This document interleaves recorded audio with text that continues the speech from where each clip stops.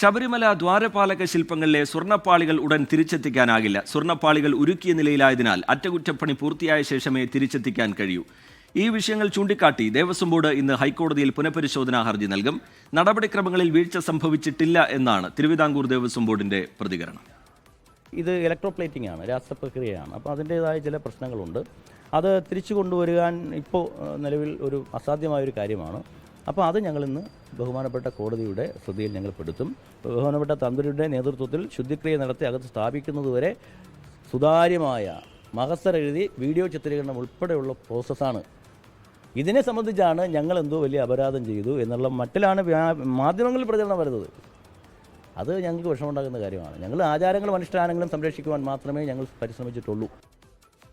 MG Pratheesh വിവരങ്ങളുമായി തിരുവനന്തപുരത്ത് നിന്ന് ചേരുന്നുണ്ട്. പ്രതീഷ്, കോടതിയുടെ അനുമതിയില്ലാതെ സ്വീകരിച്ച നടപടിയിൽ അതിരൂക്ഷമായ വിമർശനമാണ് കഴിഞ്ഞ ദിവസങ്ങളിൽ ഇന്നലെയുമൊക്കെ ഈ വിഷയം പരിഗണിക്കുന്ന ഘട്ടത്തിൽ കോടതിയുടെ ഭാഗത്തു നിന്ന് ഉണ്ടായത്.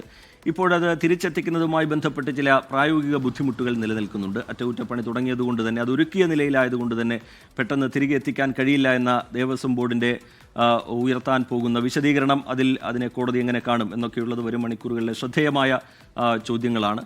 എന്താണ് ദേവസ്വം ബോർഡ് ഇതുമായി ബന്ധപ്പെട്ട് ഏറ്റവും ഒടുവിലായി അറിയിക്കുന്നത്? തന്ത്രിയുടെ അനുമതി ഉണ്ടായിരുന്നു എന്നതടക്കമുള്ള കാര്യങ്ങൾ ചൂണ്ടിക്കാട്ടി കോടതിക്ക് മുമ്പിലേക്ക് വീണ്ടും പോകാൻ പോകുമ്പോൾ എത്രത്തോളം ആത്മവിശ്വാസം ബോർഡിനുണ്ട് പ്രതീഷ്? അർജിത്ത്, ചെന്നൈയിലേക്ക് കൊണ്ടുപോയ സ്വർണ്ണപ്പാളികൾ തിരികെ എത്തിക്കണമെന്ന കർശനമായ നിർദ്ദേശമാണ് ഇന്നലെ ഹൈക്കോടതി നൽകിയത്. പക്ഷേ അത് പ്രാവർത്തികമാക്കാൻ കഴിയില്ല എന്നതാണ് ദേവസ്വം ബോർഡ് അറിയിക്കുന്ന കാര്യം.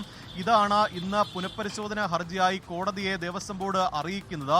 നിലവിൽ ചെന്നൈയിലേക്ക് കൊണ്ടുപോയ സ്വർണ്ണപ്പാളികൾ ഉരുക്കിയ നിലയിലാണ്.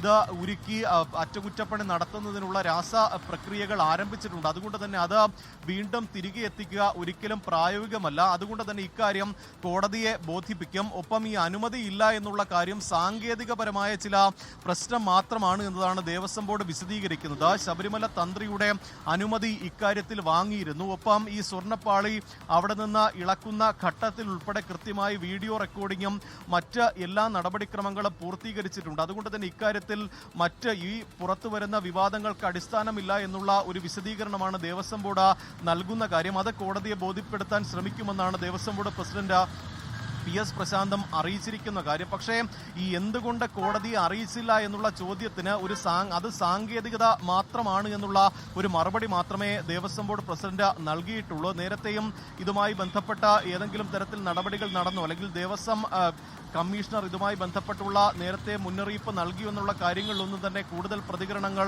ദേവസ്വം ബോർഡ് പ്രസിഡന്റ് നടത്തിയിട്ടില്ല.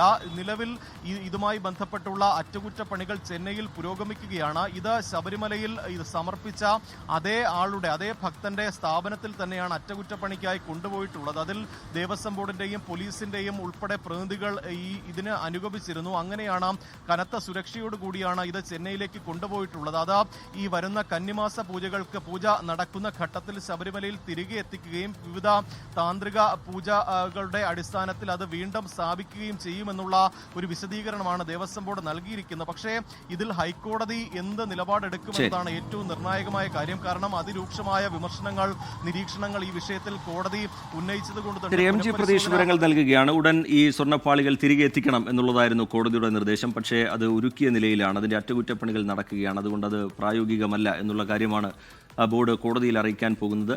ലോകത്തെവിടെയായാലും ഏത് സമയത്തും 24 വാർത്തകളും ഓഗ്മെന്റഡ് റിയാലിറ്റി പാക്കേജുകളും എക്സ്പ്ലെയിനറുകളും വിശദമായി കാണാൻ ഞങ്ങളുടെ YouTube ചാനൽ നിങ്ങൾക്ക് സബ്സ്ക്രൈബ് ചെയ്യാം.